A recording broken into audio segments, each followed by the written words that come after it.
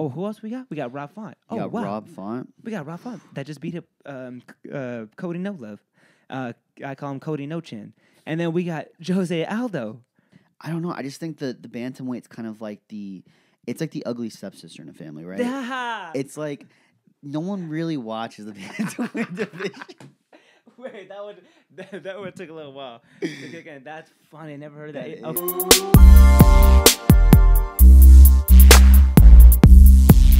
Rod, top 3 most stacked weight classes, in your opinion, of course. Yeah, right now in the UFC. Top 3, starting at number 3, I'm gonna go with the welterweight division. Okay.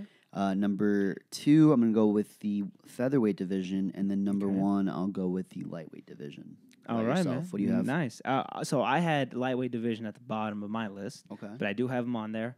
One that you don't have, I have 135 on there, actually. Ooh, okay. Bantamweight. Yeah, I think that's my number 2 spot, and then number 1 spot for me would be 145, man. Nice. So let me go ahead and ask you, why would you put bantamweight in yours? What's the reasoning for that behind that one? That's a dangerous waters there.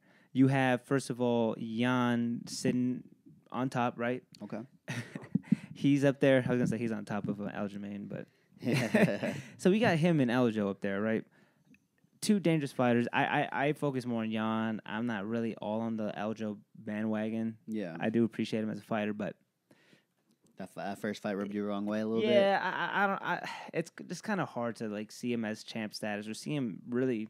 I almost discredit. This is another conversation for another time, but I almost discredited everything after that, bro. I totally forgot about the Sandhagen win. I forgot about everything. That's why I'm so disappointed, because when he did that, it's like, dude, you're gonna tarnish like the legacy that you have, whatever legacy it is you have. Yeah. But anyways, so you got those 2 guys. Then you got Corey Sandhagen still coming up, right? He's a nice He's knocking on the door. Oh, who else we got? We got Rob Font. You got Rob Font. We got Rob Font that just beat up Cody No Love. I call him Cody No Chin. And then we got Jose Aldo. He's still in the mix. He is. He's still doing his thing, bro. He's still dangerous at this age. He is still Jose Aldo's going to be that good fighter to put in there once, this is my opinion, of course, once everything like sizzles down and it gets a little, not boring, but hey, we're running out of people. We're like, hey, throw Jose in there. Because you can give him a title fight at any time and no one would disagree. Oh, yeah. It's an easy fight to make for the promoters. Fans would not be upset because we know that Jose Aldo has that quality. So he's one of those rare breeds that he's on another category that we'll be doing soon as well, which is called the most successful losers. So the people that lost but actually are doing really good. So Jose's on my list for that. And then we got an up and comer. I can never say his name. Is Merab? Did I say it right? Merab de Villashvili? Yeah, that's a tough one, bro. It's a tough one. It's a tough one, and I either. apologize. I really should know that, but I know he's in Matt Serra's camp. This guy's up and coming. He's not going to make a lot of noise right now, but once the competition starts to, fluctuate and everyone's kind of already fought, keep an eye for him in the next year or 2. He's going to make some noise. Okay. And then you had 170. I did have the welterweight division. I mean, I think right now you got Kamaru Usman at the very top. I mean, he's pretty much beaten every top contender there is. But after that, you have a handful of guys that are just eager to fight each other, and I think there can be some really good fights to be made. You got Colby Covington at number 1. He's probably going to get the next title shot. But then you got the number 2 guy fighting the number 4 guy in Gilbert Burns versus Stephen Thompson. And right between those 2 guys, you got Leon Edwards coming off the biggest one of his career against Nate Diaz. He might be next in line for the title shot after Colby, but we'll definitely get to see that. And then you got a rising superstar, or not a rising superstar, but a superstar who solidified himself in Jorge Masvidal. You got Michael Chiesa, who's going to fight Vincent Luque, 6-5. But then on the back end of that weight class, you still got some really good guys that are up and coming, right? You got Santiago Ponzabino putting it on there for Argentina. You got Sean Brady coming on strong.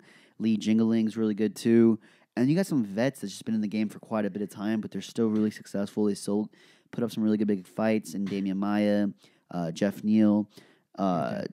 Really good guys, man. I see this weight class thriving a lot in the future, even though the belt might not change hands at all. You think that is more stacked than 135 pounds? Absolutely. I mean, like I said, I don't think the belt's going to change hands in that division anytime soon. I think Kamaru's going to reign for quite a bit of time. Fights, but I don't think it's so stacked.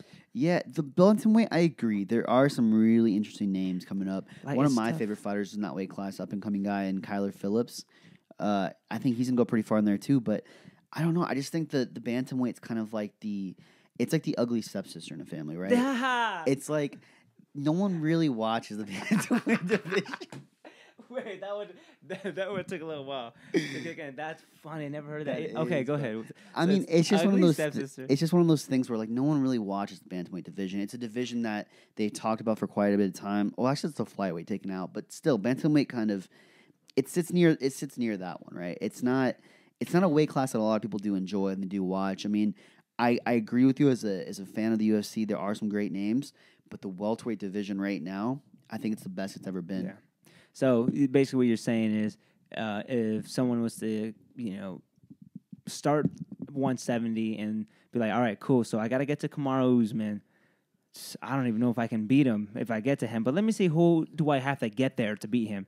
Okay, once you see it in that light, I can understand. Yeah, because you got to go through Chiesa, which is inconsistent. You never know if you're going to win or lose against him. You really don't. Mm-hmm. He brings it. Sometimes like something will happen at 170. He doesn't have that weight cut, problem going on. So, yeah, okay.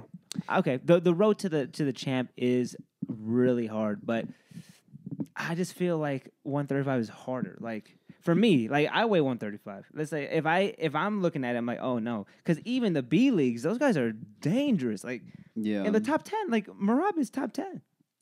Right? He is. 15. No, he's 10. He's the 10th ranked. Who else do we have? You got some guys you even name. You got Marlon Vera. You got Sugar Sean O'Malley, who's not even ranked at the moment. Cody Strauman, Kyler Phillips. He's Dominic Cruz. He's not even. Too. Yeah, Dominic. You see, you just got a lot of people you got to get through, which I think is. It's tough. It's tough to even crank the top 15 in the bantamweight division. Yeah. So I see your point, man. I see your point too. Yeah, I think you made a really good one. I see it now too. But you did mention at the top of your most hard weight class, you got the featherweight division. Yeah. Do you think the featherweight's the hardest? I think it's the hardest. And you said 55 was the hardest? I think lightweight is. But tell me why you think featherweight. So we both got these. Okay, so let me tell you why. So I already talked about the 35. I'll let you talk about 55. You already talked about the 70. I talked about the 135. All right, well, let's talk about 145. This is why I think it's the hardest, bro. Because we got Volkanovski up there. Okay. Well-rounded monster. Yeah. I think that's how you want to be as a fighter. Good at pretty much everywhere. Yeah. Fighting Brian Ortega. So the top two that fight for the belt, those guys are dangerous. Super dangerous. As it should be. But then even below that, who we have? We have Yair. We got Yair that is fighting. He's fighting Max. He's fighting Max Holloway. And who else we have? We still have Max in the system still. I mean, he's in the game still. Max is still the number one guy. He's in the ecosystem still. He's not out. Don't count Max out just yet. Yeah. He is still dangerous. And he proves that, look, Yair's trying to climb up this ladder. Who knows if he can get through Holloway? Like, that is so hard. Man. I don't think he is. So that's what I'm saying. The road to get to Volkanovski, if you can even beat him, is hard. So you got to get through Holloway. Got to get through Yair. You got to get through Korean Zombie. Oof. Good luck. You got to get through Arnold Allen, who was on my list as 21, prospect. Dan Ige, also on my list. Bryce Mitchell, not on my list. It was on Robert's list, but you still got him. And Bryce Mitchell's like way at the bottom. He's like 15. He's ranked number 12 right now. 12. Really and tough kid. Everyone in between. Bro, I'm telling you, kid. That weight class is stacked. I agree with you, man. The featherweight division there, just looking at the list of the top 15, some big names, man. It's going to be hard for anybody to crack that top 15. Yeah, I agree with you, man. I have no argument there. I think featherweight is a tough one. But you don't think it's number one? But it would be the toughest in the UFC if there wasn't a lightweight. That's all I got to say. Hey, that's good. That's good, bro. Because when you look at the lightweight, look at this, man. So at the champ, when we talked about welterweight, I think Kamaru is going to reign that division for quite a bit of time, right? Okay. I can't say the same thing about lightweight. There's a number of guys that can take the title at any moment. So right now you have Charles Oliveira coming off the biggest one of his career in Michael Chandler. He's really kind of solidified himself in recent years, kind of fixing up these holes he had in his game. He's really well-rounded at this point. He's definitely a threat for anybody in the weight class inside the top 10, top 15. But then you got Dustin Poirier fighting Conor McGregor. That's a tough fight, and that's the title contender fight right there. Behind it, you have Justin Gaethje, whose last loss is to Khabib. You got Beneil Dariush just come off the biggest one of his career against Tony Ferguson. You got Michael Chandler, as we mentioned. And then you got these tough guys who've been in the UFC for quite a bit of time, maybe even held the championship at one point in their careers. They're not the same fighter they used to be at one point, but they're still really good. In Tony Ferguson, Rafael dos Anjos, Dan Hooker.